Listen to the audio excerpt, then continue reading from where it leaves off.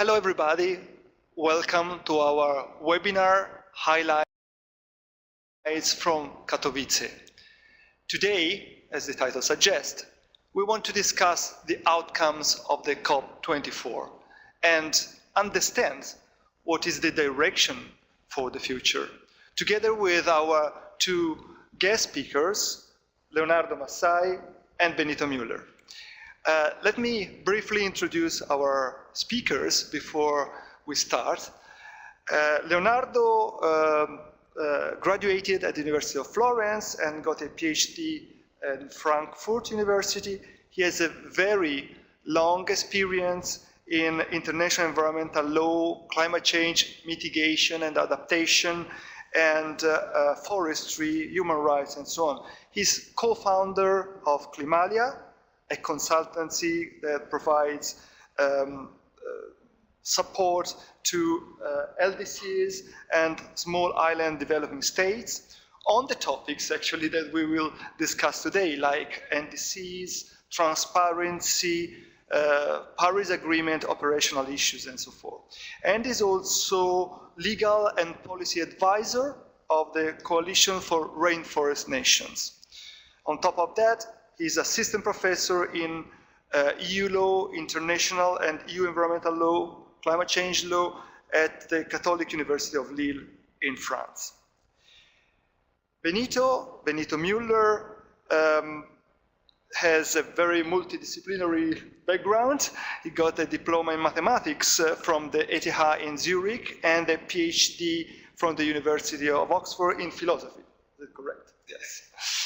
And he's still linked to the University of Oxford, as right now he's the managing director of the Oxford Climate Policy, which is a no-profit company for capacity building for developing country climate change negotiators, and also the director of the European Capacity Building Initiative, which is an initiative, again, on capacity building in support of international climate change negotiations. So the right persons to talk about the negotiations that have just been concluded at the COP24. On top of that, Benito is convener international climate policy research at the Environmental Change Institute in the University of Oxford and visiting professor at the Social Science Division and member of the philosophy faculty and of the Wolfson College at Oxford.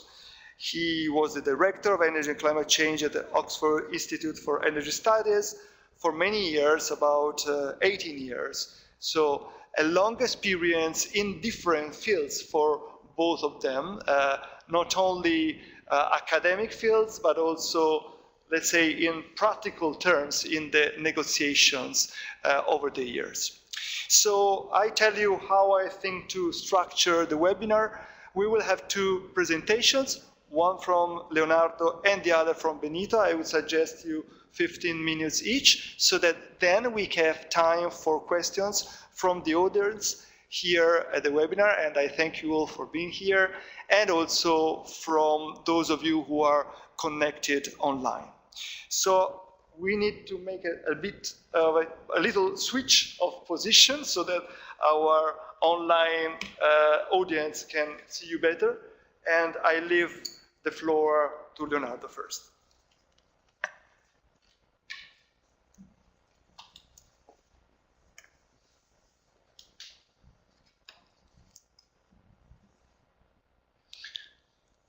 Thank you, Simone. Thank you for the invitation and for the introduction. It's really a pleasure for me and for Benito to be here today. So in this 15 minutes, I'm going to try to give you an overview, a snapshot of what happened in Katowice, in Poland, when in December we had the 24th Conference of the Parties of the United Nations Framework Convention on Climate Change. So it's a big challenge, but I'm sure there will be time for questions afterwards.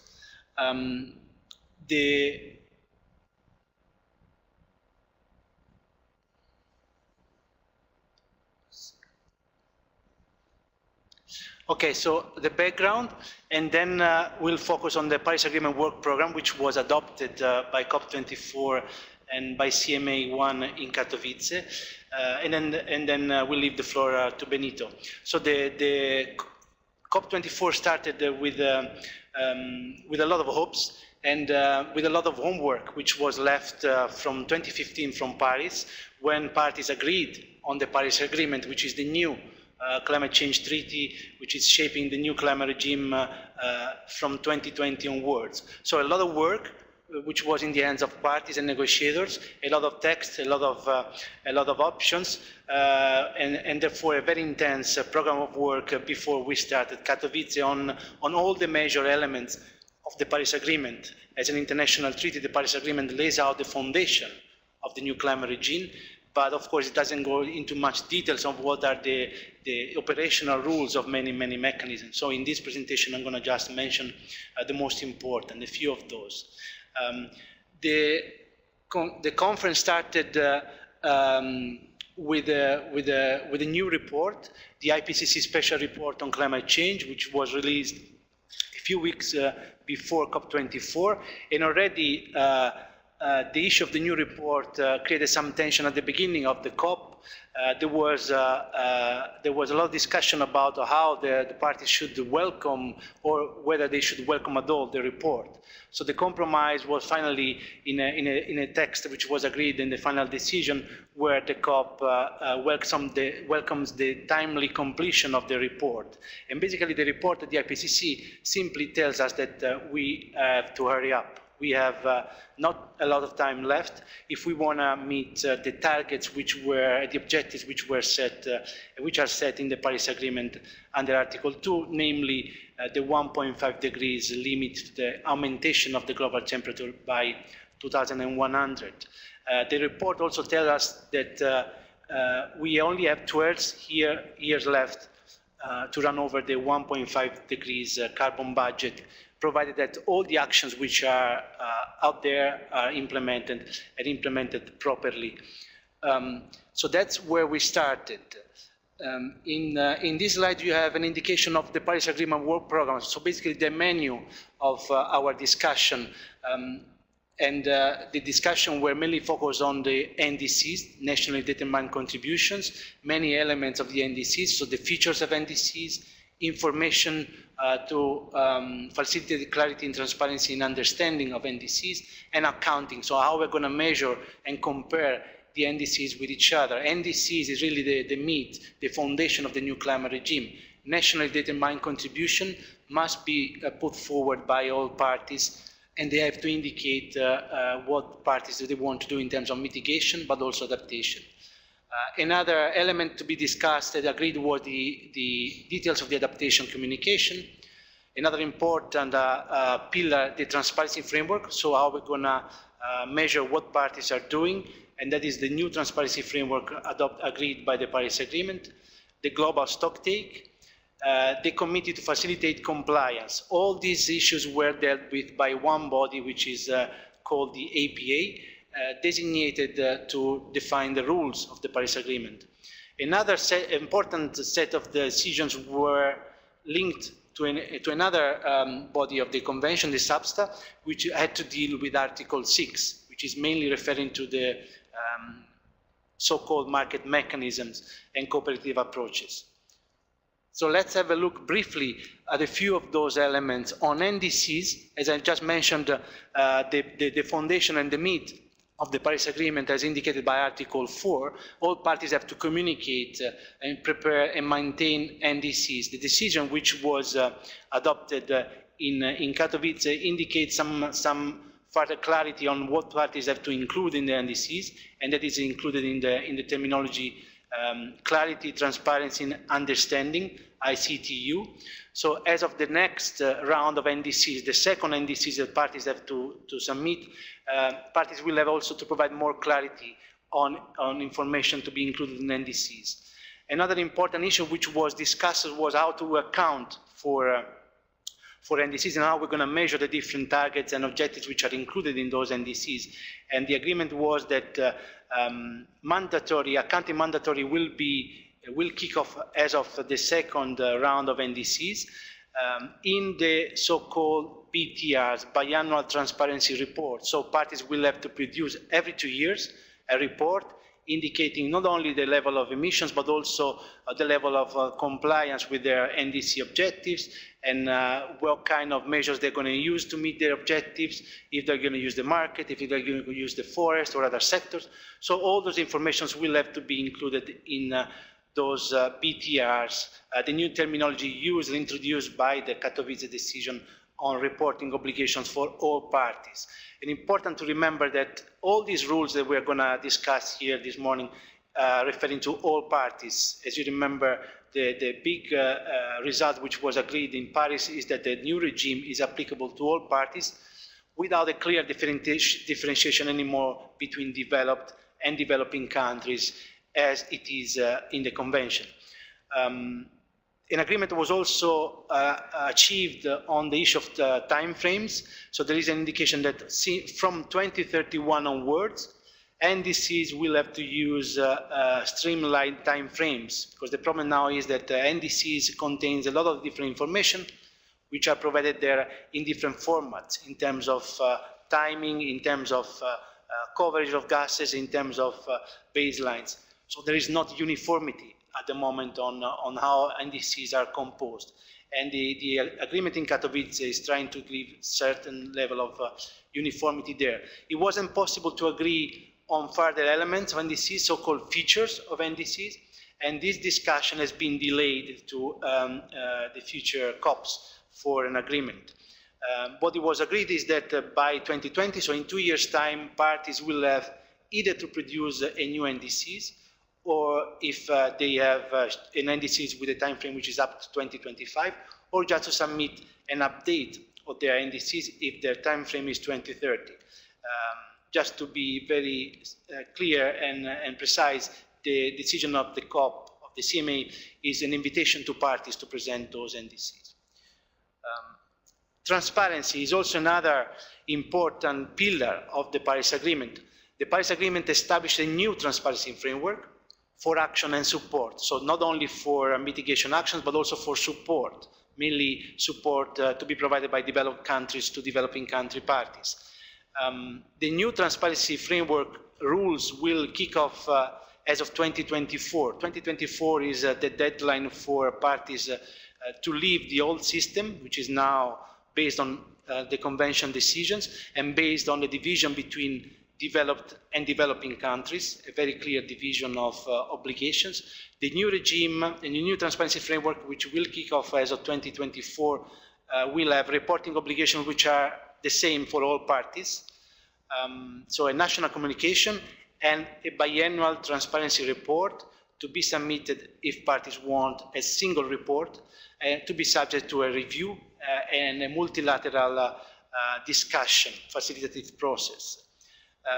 These rules are applicable to all parties, as we mentioned, but the issue of differentiation was a very big issue at the beginning of Katowice and is still there in the decision of Katowice, in the sense that the decision adopted at COP24 indicates 3 layers of grading in terms of the obligation under the transparency framework. So we have clear mandatory rules for developed country parties. We have point 3 LDCs and seeds, which are granted flexibility in the fulfillment of transparency rules, and so they can, at their discretion, decide when to submit the reports. And then we have a sort of gray area, which is called, there is a new terminology agreed in Katowice, self-determined flexibility, an agreement which was strongly crafted by all parties, where other countries and developing countries, which are not LDCs and seeds, they can define themselves if they have the capacity and the capability to comply with the transparency requirements, and they have also to declare that and to describe that in a very clear manner. And if they are able to do so, they are given also some flexibility in terms of timing and contents of their reporting. So there is a 3 layers grading of obligations in terms of transparency, which gives flexibility to developing countries, full flexibility to LDCs and seeds, which have less capacity, and a little bit less flexibility for the other countries, so-called emerging economies mainly. There was a very, very difficult deal to be reached, but it is a great step forward for the transparency framework to be able to be implemented and to kick off. So national communication and BTRs to be submitted if parties want a single report and a technical review, which is very similar to what we have now under the convention rules, which will go over the information provided by parties, and will be possible for parties to have a multilateral discussion, multilateral exchange of views on the contents of those reports, which will also be subject to a review by independent experts. Compliance is also an important element of the Katowice package. The Paris Agreement established a compliance committee, which is by nature transparent, non-adversarial and non-punitive. So we are very far from the current system that we have in the Kyoto Protocol now, where we have a very strong enforcement body which can adopt consequences against those states who are not in fulfillment of the Kyoto Protocol targets. But parties made clear in Paris very openly that they would never accept a strong compliance regime as the one we have in Kyoto Protocol. So the result that we have now is a non-adversarial, non-punitive mechanism, which will look into whether parties have submitted or not their reports, and will look on some of the contents of those reports, but not very much into details. So the compliance mechanism will be triggered by either a self-declaration by parties, or will be triggered by the situation where a party will not submit the reporting due under the transparency framework and different other rules under the Paris Agreement. What the committee will do is mainly a facilitative function, so it will have to look at those reports and deal with the countries directly with a view to improve those reports. Of course, there will be no penalties, no sanctions, no possibility for the mechanism, for the compliance committee to adopt consequences. The language used in the Katowice decision is that the compliance committee will adopt measures that will be put before parties. There will be also a review of the rules of procedure and the rules of the compliance committee in the next years to see whether this is functioning and this is working properly or not. But as I said, it is a step forward, but it's very far from what we have in the Kyoto Protocol, very far from a body which can have an enforcement nature. Let me conclude with the final piece that I wanted to highlight, the final piece of the puzzle, which is the discussion on markets, which is mainly one of the few elements where parties were not able to find consensus in Katowice, so the co-chairs and the presidency preferred to postpone the discussion to the next session with a view to have a conclusion at COP25 in December, or most likely in January 2020 in Chile. The decision where the parties had to deal with was about the cooperative approaches, 6.2, and the Sustainable Development Mechanism 6.4. So what is usually referred to as a market mechanism, although some parties are not happy with that language. But what we are talking about here is the possibilities for parties to use the market-based approaches to meet part of their NDCs, part of their obligations. So there was no consensus in Katowice on this issue, and the discussion will be continued in Chile. But there was some progress, and the progress which was achieved in Katowice will be captured in the continuation of the text. There was some progress on the issue that the share of proceeds, for instance, from Article 6.4 trading will go partly to the adaptation fund. There is the introduction of a new concept, which is the concept of corresponding adjustment, just to satisfy those parties who want to have a very robust mechanism which can allow parties to adjust part of their NDC contribution and also non-NDC contribution to the markets. And there was also some progress on issues related with the governance, for instance, on Article 6.2, parties were very close to an agreement on the fact that there won't be any supranational mechanism to govern the system, and also that there will be some safeguards for the use of ITMOs outside the scope of NDCs. There is still some friction on many elements, including what kind of sectors to be included in the different mechanism, and how to deal, for instance, also with the old system created by the Kyoto Protocol.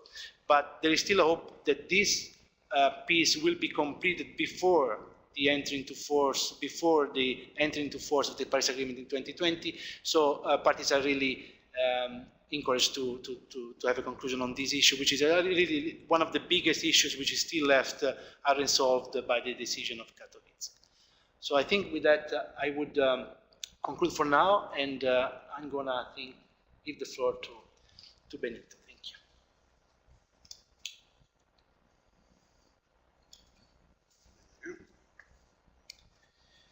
Okay. Well, first of all, thank you, Simone. Thank you, Leonardo, for having made it possible for me to speak to you here. Before I start, I just wanted to comment on something which Leonardo mentioned, namely the sort of self-differentiation. Okay? And because I think I can shed some light on how this happened, this whole sort of how this came about, because we have these annual events in Oxford Fellowships, where we have a whole week senior negotiators from developing countries and from Europe. They spent dinners together, and it's a very sort of relaxed atmosphere. And we talked about this. One thing which was absolutely clear, it's not going to happen that we have new annexes for different types of rules. So that was clear, but what to do? And then in the discussion, slowly it came out the following sort of narrative. The trouble with the negotiations is that everyone thinks everyone else is in there in bad faith, and we have to police everything. Whereas most people, not all, but most people are actually in there in good faith, and they want to deliver as much information as they can. And it's not you have to force them to do it. In some cases you can't do it. And the solution which came up was very simple. If you can't do it, just tell us why and what we can do to help you to do it next time. Right? And I think that was the actual solution which came out. It's not, you bad boy, you have to be punished now. No, you just tell us, we accept that you are trying very hard, and if you can't do it, tell us why you can't do it, and then we'll look further. And that's how we got the breakthrough, in a way, between developing countries and developed countries who wanted, so we have a single set of rules, but with this type of self-identification. Now, Katowice outcomes. I am very pleased to be able to show you the outcomes, which are on the website, both of the webinar. I'm not going to stop there, but if you want our view of the outcomes and the view of about 15 of those negotiators who sort of gave us feedback, please have a look at this document. What I want to talk about, how do I go down here? Oops.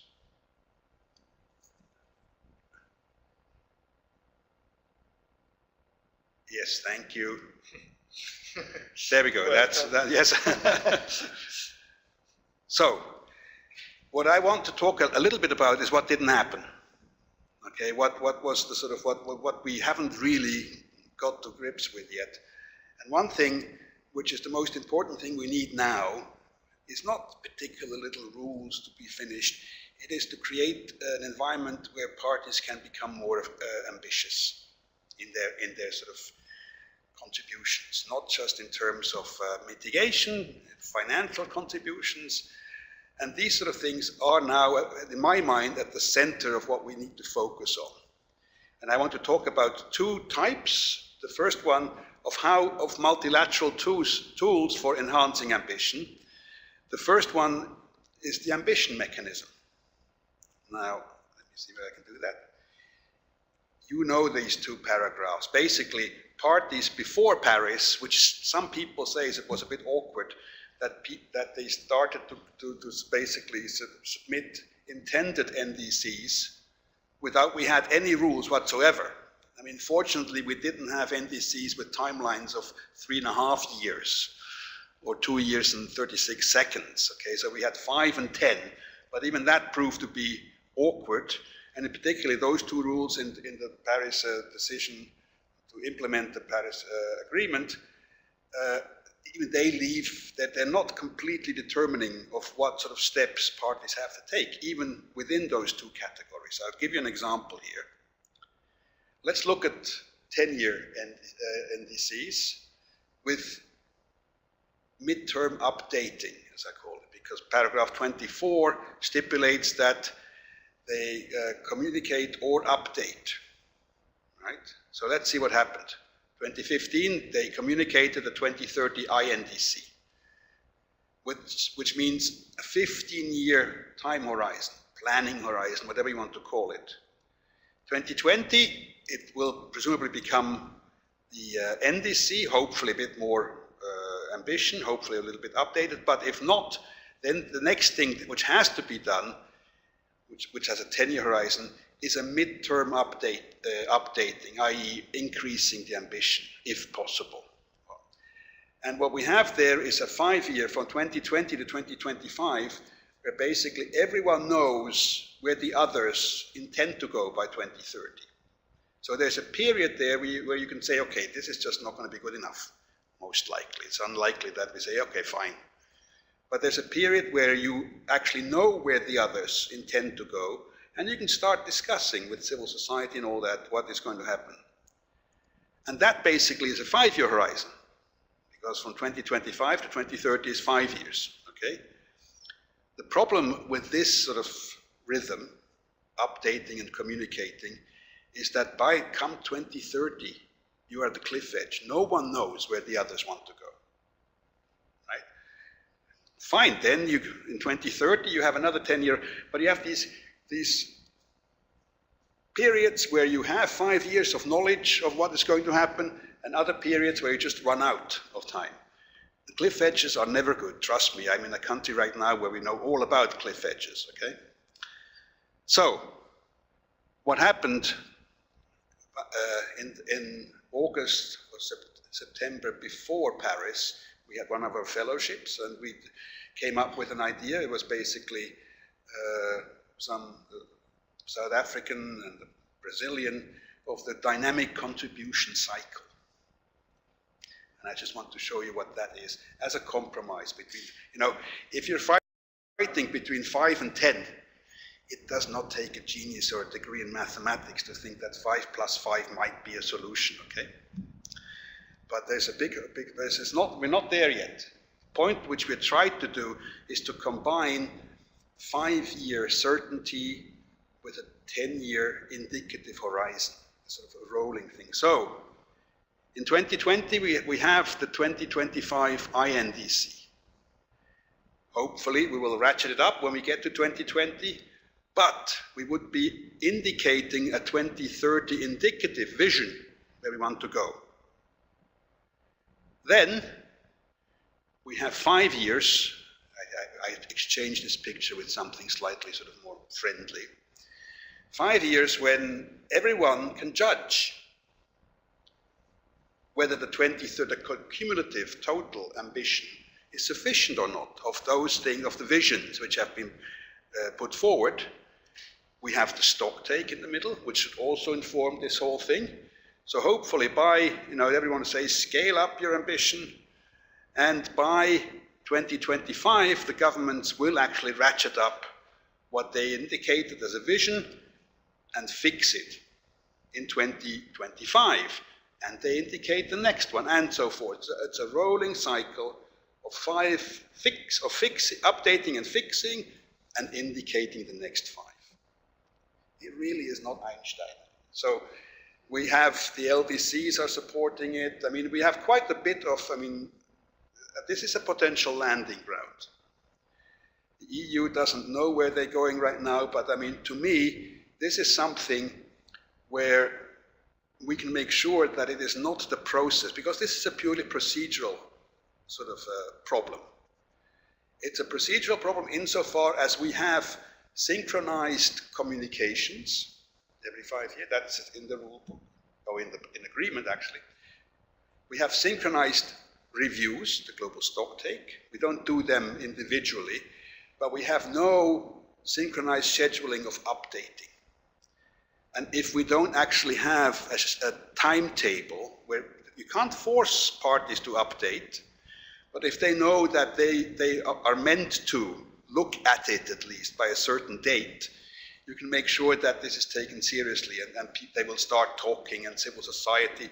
So the fact that the process can actually be help, enhance, or as it is right now, where updating is purely spontaneous. No one will ever purely spontaneous update without the competitors and the pals doing something at the same time. So the way it is right now, we're trying to do it through the Secretary General Summit in September, but that's slightly ad hoc. It's not part of the whole system. So what we try to put forward here is a way in which we introduce a third rule, a synchronized updating. So that's the sort of completing the ambition mechanism, which was kicked down the road. The common time frame decision was just, there is a decision which says we shall have common time frames, but not by when. Okay, so this is something to be looked at. So there we go. Now, the second one, the multilateral tool for enhancing ambition is multilateral finance. Why should we talk about multilateral finance in this context? I mean, after all, this is actually from the last biennial assessment standing committee. Multilateral finance, by and large, is very small. We don't even know the percentage, but we don't agree how much the overall cake is, but it's a small flow. Okay? But that's when President Trump complained about the share of US climate finance is unfair. Okay, and you can see that the South African minister, Diseko, who was the president of COP in Durban, was basically saying that they are shirked their responsibility, and this is why we cannot trust the United States anymore. So to renege on multilateral climate finance, which is actually the one area where we know how to count. We don't have to have methodologies, it's dollars in, or euros for that matter, is a matter of what I call sort of, it's a weather vane, a trust, the financial mechanism of the Paris Agreement of the UNFCCC is a lubricant for ambition. We need developing countries to be on board, to be ambitious. Otherwise, it's not going to work. If they know that never will this actually be adequate to finance all what we should actually give them. This is not going to happen. Everyone knows that. But if we renege on even that small, symbol of flows, then you cannot really blame them by saying, okay, you wanted it. I mean, you show no solidarity whatsoever. Try it on your own. Okay, you'll come back. So, in a sense, nothing much in that respect happened in Katowice in terms of assuring we do have the replenishment of the GCF, but the little funds are of equal importance, and the adaptation fund now shall serve the Paris Agreement, but that's not necessarily going to bring in the money so far. So just to show you what one can do,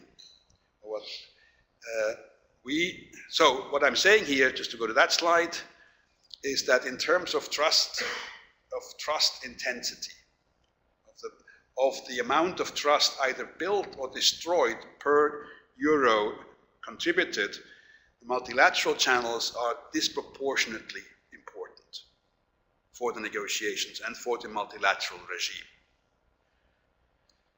What we have done in Paris, we started, which is ECBI and our partners, in the context of finance, which is my little hobby horse, I have been looking for more predictable sources of finance than the national contributions from budgets. And obviously, for example, contributions as shares of proceeds of national, subnational trading schemes are important in that context. In Paris, we managed to get Quebec to put $6 million Canadian into the LDC fund, which was an important step because it sort of opened up the idea that multilateral funds are to be bilateral in terms of national to national, right? So you can actually widen up the basket of contributors to subnational entities. That was a one-off thing. In the meantime, we colleagues in Massachusetts in our sort of little initiative managed with Senator Barrett put in a bill in the Massachusetts Senate which would create a Massachusetts LDCF for the purpose of collecting funds for the LDCF.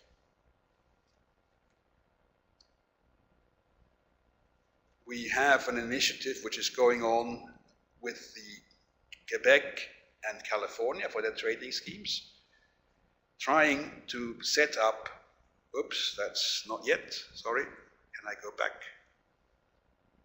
There we go. Yes, to create a Western climate fund where you had a share of proceeds of the joint trading scheme between Quebec and California to be collected by this instrument and then sent to the funds of the multilateral finance funds.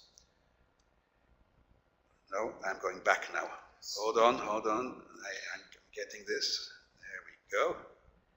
Another thing which we're doing right now is we got some funding from the government of Luxembourg to do a pilot project for crowdsourcing, particularly for sort of business passengers, basically that corporates in the context of corporate social responsibility would contribute 1% of their flight budget to the adaptation fund. There's a donate button there, which would, if only 1% of all business passengers do that, contribute $120 million, right? Which is more than the adaptation fund has now annually. So there are sort of tools out there over and above national contributions. This is not meant to replace national contributions at all, but if we want really more money, I mean the national contributions, if at all, they will increase incrementally, a couple of percent every year, right? Not double. If we want to have more money flowing, we need to go look outside the contribution box. And we had an event at the Global Climate Action Summit, Funding Climate Justice, where we discussed these instruments. And we just had now with the Paris Committee on Climate Finance in Katowice, again, where we looked at innovative finance. So what I'm saying is, there is things which we can do, civil society and outside, which can also help the multilateral process. It is not just national governments. Thank you very much.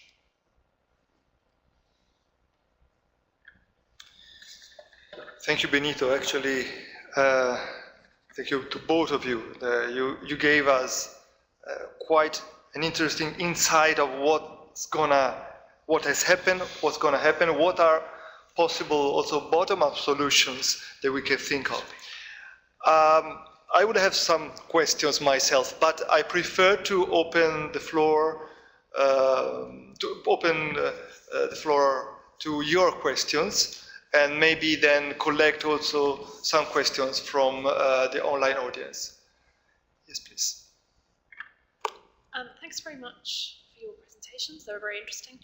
I just want to ask a question about finance, because this hasn't come up in what you discussed, and maybe it has been discussed in Katowice, and I'd just like to know what's being said. What about collecting finance from fossil fuel companies? I mean, where is we've had the HEDI report, we've had these really, really detailed analyses of who's been making money out of this problem. How much are the multilateral negotiations engaging with that research? Personally, I know it's conceptualized as being useful for litigation. Personally, I think it's rubbish for litigation, but we don't necessarily have to go into that.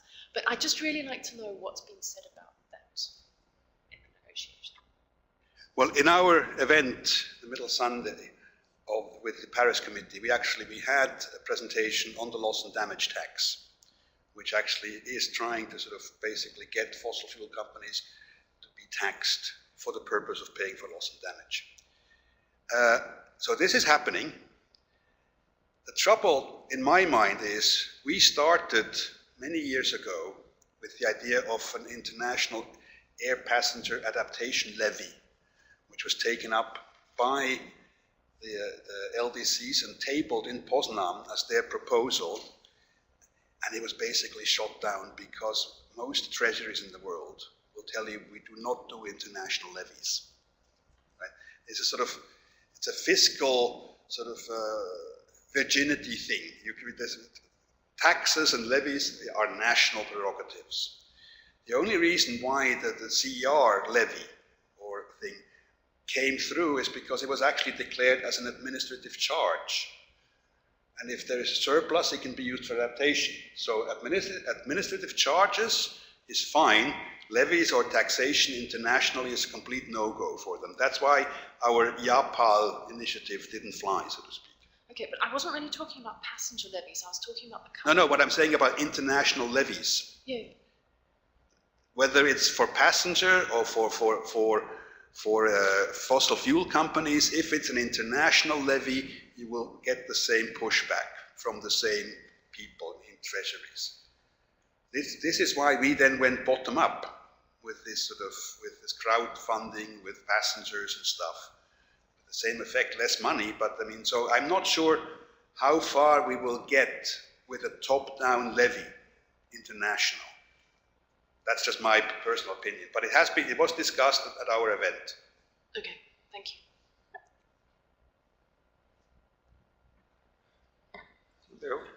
Yeah, I mean, in terms of multilateral negotiation of the agreement in Katowice, the discussion was not directly referring to that.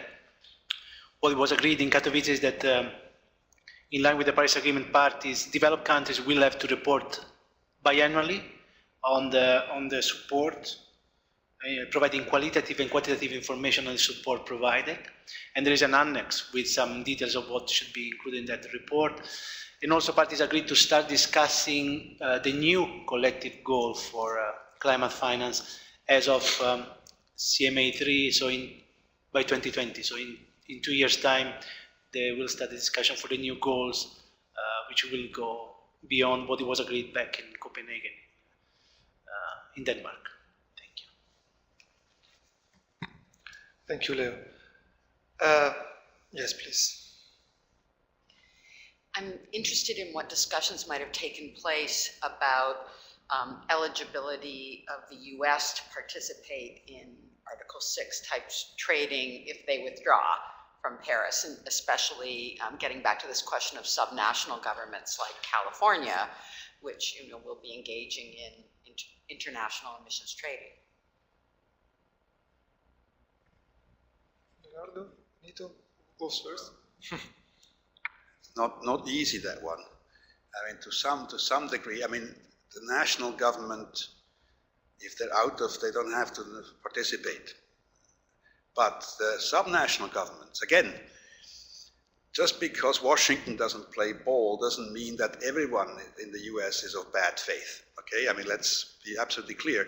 And I actually think what happened when Trump got elected is so in your face. There's more activity happening in the US on the ground right now than would otherwise have happened in certain areas, right? Particularly in California and other states, in the blue states. So in terms of the subnational trading schemes, yes, particularly the ones which are actually international, they will have to have some recognition, and they are pushing. They go to the COPs to be in these negotiations or be related to these negotiations, to try to sort of push their. And one of the things which I tell them, for example, is, look, Article 6.4 has a share of proceeds, right? That's decided. I don't know how that came about, by the way, but never mind, it's in there. Someone was very good. If you want your trading schemes to be recognized, one way of doing it is actually have a share of proceeds yourself. So you are on a level playing field there. This shows your goodwill in the same way in which the Article 6.4 and the Kyoto trading scheme, by the way, came in. Kyoto was actually, the CDM was rejected by many developing countries, particularly India at the time. And the only way in which it came about was through the share of proceeds. That developing countries saw that they actually got something, particularly those little ones who usually don't get the projects, they said they would get something through adaptation. So what I'm saying to California and to Quebec, for example, is if you have this small share of proceeds, 1%, give it to the multilateral finance institutions, you will actually get a better reception about your problems which you face having an international regime, basically, on a regional level.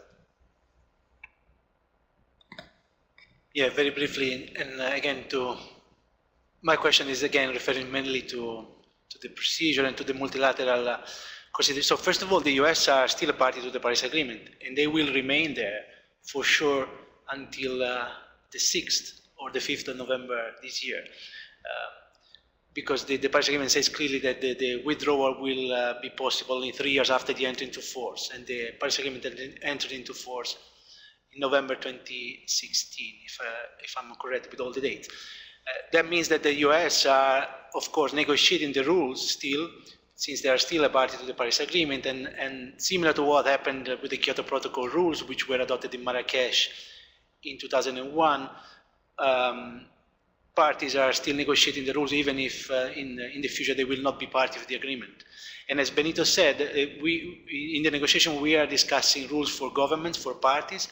So by default, subnational governments or private sector is not included, but that doesn't prevent those actors to be active in the area, and honestly also to have a possibility to enter in the future whatever will be agreed under Article 6. If those will be compliant with the decisions that will be agreed. So at the moment it's still very up in the air, but for sure, and all parties, and talking about good faith, there will be a possibility for national, subnational governments or private sector to enter into carbon regimes. And the idea is also for the Paris Agreement to have a system which is open as much as possible to the outside world.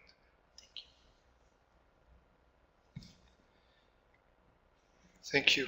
Thank you. Shall we open to questions from online? Stefano, do you want to collect some of them? Yes, so there was actually a question on these, on the role of local governments.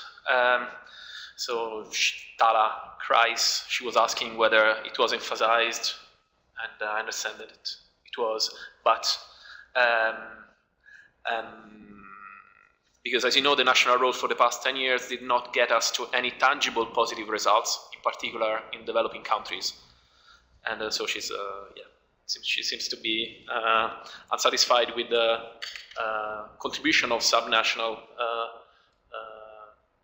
entities so far. So, and you yourself now, you were talking about them, but having a role for the future, not just now, not yet. Yeah, just very briefly on that, the role of non-party stakeholders is very important if we want to get closer to whatever targets the science is telling us. And although it is still not formally included into the discussion, into the regime, this is something that someday will have to happen, and there is a lot of work behind the scenes for having these non-party stakeholders, subnational private sector, to be part of the regime. Of course, then there will be also a need to agree on common rules and to measure what those entities will do through uniform rules and uniform formatting, but they will have to play a key role in the future for sure. Just very quickly, I think it's everyone knows that national governments cannot solve this problem, no matter how ambitious they want to be on their own, obviously. Stuff has to be implemented. But I think it's also dangerous to just think it's the fault of the international regime that they only have national actors. I mean, it's 197 actors, which is already a lot, okay? if we start having every subnational government involved in the plenary, okay, we need a rather large football field. And things are not going to get better in terms of efficiency and effectiveness. The fact that they have to be involved, they are actually involved through networks, ecbi for cities, and there are lots of initiatives going on. Like the Global Climate Action Summit, all these sort of things were for subnationals, and this is happening. It doesn't mean, for me, the international regime of the Paris Agreement is in essence to set international rules, okay? And then implementation has to be done at home. And it's not a matter of just, if we get more and more actors involved at the international level in the plenaries, that we're going to get a better regime.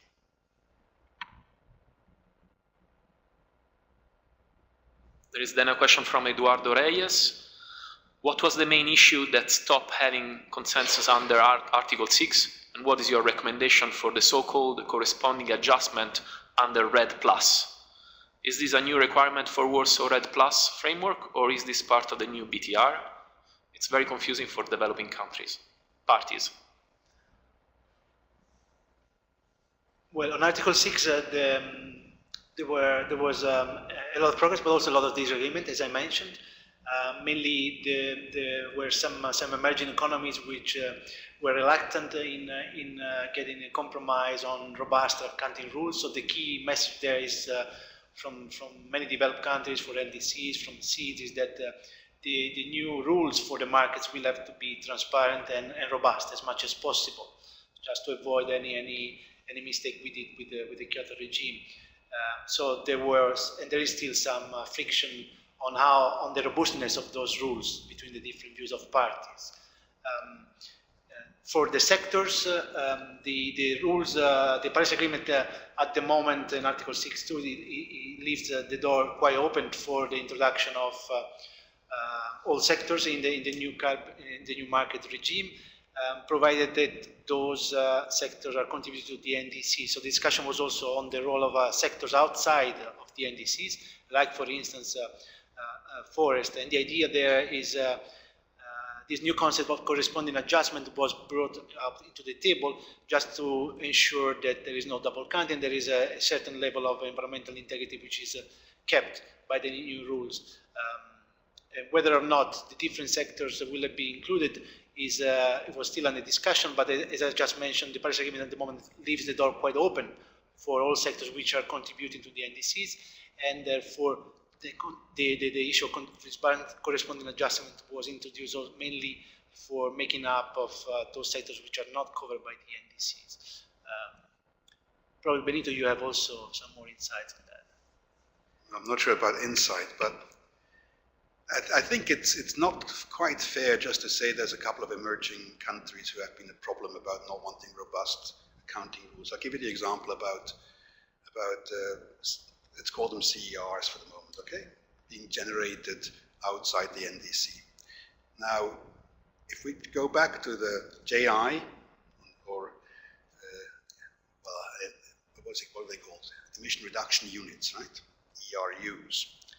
Now, if the ERUs actually was good and delivered, then the emissions of the countries went down, and so we could easily reduce the target by the same amount, and there was no increased burden to the country by doing so.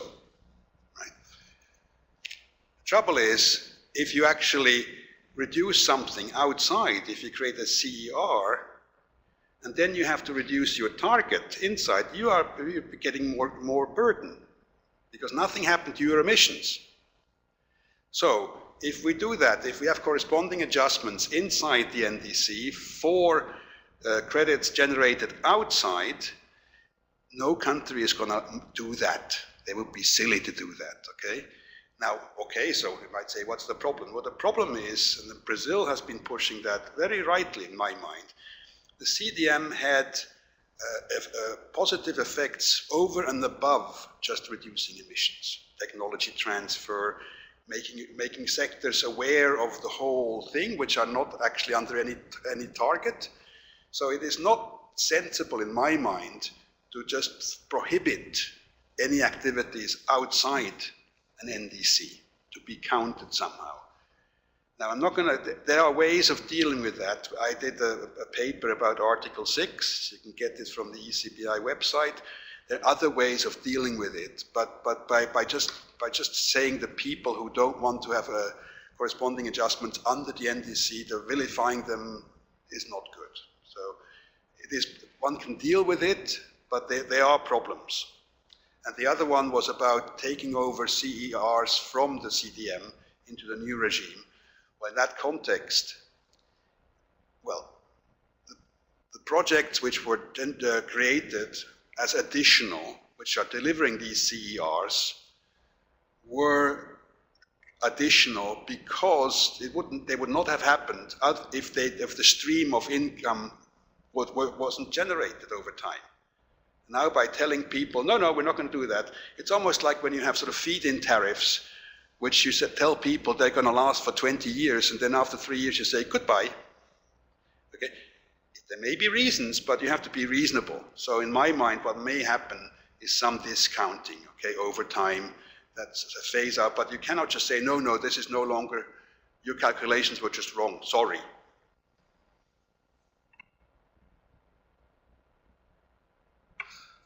All right. Okay, one big problem is the new BTR. Developing countries will take a while before they could give a robust BTR, and without that it is very difficult to plan new ambition. And this is why we need to speed up finance. Using funds for the GCF with multilateral financial institutions is still a pain. They don't seem to understand the needs of developing countries. It is a difficult issue to solve. What's your view on this? Yeah, the BTRs is the new language for the new reporting obligation for all parties under the Paris Agreement. Developing countries will have the possibility to use the flexibility clause to compile those BTRs and to provide details of capacity needs and capacity constraints. But it's clear that capacity building is still needed in many countries. The old system, the old regime will function if information on greenhouse gas emissions, greenhouse gas inventories, NDCs, reference levels are all consistent with each other. So consistency is a very important issue, and it's difficult to get that in many developed countries, but also, of course, in many developing countries. The Katowice outcome also recalls clearly that countries have to follow IPCC guidance, the latest guidance. But again, developing countries will have the possibility to postpone a little bit the application of those guidance if there is still a need for capacity building. So it's clearly a challenge, but it's important that this is done correctly, and there is a lot of activities, a lot of funding, and a lot of supporting programs which are out there to make sure that the developing countries, especially NDCs and SEEDs, are able to comply with the new requirements. And again, there will be in a technical review of those reports, which will be also concluded by facilitative exchange of views among parties at the multilateral level, meaning that there will be also possibility for countries to improve their work over time. This is also one of the key messages of the IPCC, the possibility to improve the reporting and the quality of information over time in the future. Be very quick. Yes, GCF is difficult to apply, but the point is, this is why we shouldn't have sort of nano projects applying to the GCF. It doesn't make any sense. We really need to get going with a sort of programmatic approach where you have, for example, enhanced direct access, where there's a country program, but the actual funding decisions are taken at the lowest possible level, village level even. Okay? I mean, sort of, you don't want to have 15 million little projects clogging up the GCF secretariat in Sondo. That just makes no sense whatsoever. Again, it is something how the process can actually hinder, and the process, we are in charge of the process. We can actually make it work. In the CDM executive board, we were told at the fellowship that one of the members said, why don't we ever learn? In the CDM, we had the same problem at the beginning when there were projects coming, that the board was actually the problem, the bottleneck, in being able to get through with them. So what did they do? They basically, devolved the decisions to the Secretariat and the panel. If both of them agree, either reject or accept, fine. Only when they don't agree does it go to the board. Okay? So you actually get a flow of little projects which works, as opposed to having 4 board meetings a year where 10 projects each. So these sort of things need to be looked at, and we can do that. Unfortunately, time flies, especially when you listen to something interesting. That's my feeling. So we have to close, but may I ask a personal question, very quick question to both of you. Was Katowice up to your expectations, below your expectations? I mean, civil society was not very happy, but maybe you didn't expect more. So just wanted to know your quick remark on this. My answer will be very quick. So my expectations are always very low. So it was very high in my expectations, and seriously, where basically only one big piece is missing, which is the Article 6. The rest is agreed. And considering we arrived in Katowice with more than 300 pages text, I think it was a good result at the end, at least in terms of the package. Still, something needs to be completed, but I think it was a good result. Yes, I agree. And just to show you, just transition. You know that one? I managed to get it to just transition, which I got coal cufflinks. There was the coal mining museum just next door. And so there you go. Interesting answer. So, yeah, time to close. I'd like to thank you both for being here, for your interesting insights on COP24. I hope we will have other occasions. We will certainly have other occasions in the future to discuss of how we proceed from Paris onwards towards the future. Thank you all for being here, to the audience who was here, and to the audience back home, so to speak. And please stay online and stay in tune with our next activities. Thank you.